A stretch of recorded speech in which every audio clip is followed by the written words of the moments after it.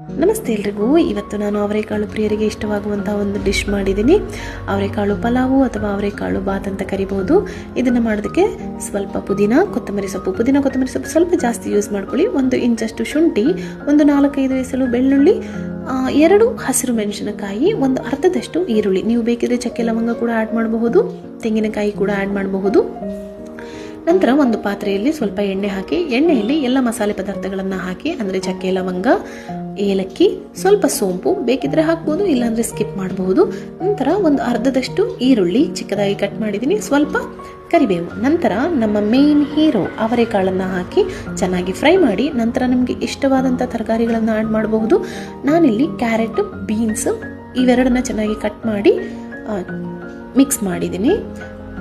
ನಂತರ soya ಚಂಕ್ಸನ್ನು add ಮಾಡಿ, ನನ್ನ ಮಗನಿಗೆ ತುಂಬ ಇಷ್ಟ ಸೋಯಾ ಚಂಕ್ಸು, ಹಾಗಾಗಿ ಸೋಯಾ ಚಂಕ್ಸ್ ಇರಲೇಬೇಕಲ್ವ.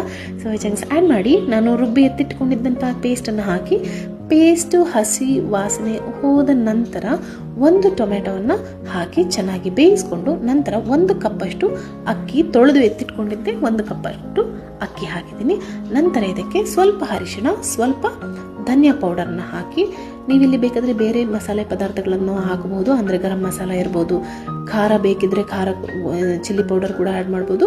ನಂತರ ಉಪ್ಪನ್ನು ಆ್ಯಡ್ ಮಾಡಿ, ಬಿಸಿ ನೀರು 1 ಲೋಟಕ್ಕೆ 2.5 ಲೋಟದಷ್ಟು ಬಿಸಿ ನೀರನ್ನು ಕಾಯಿಸಿ ಹಾಕಿದ್ದೀನಿ ನಾನು.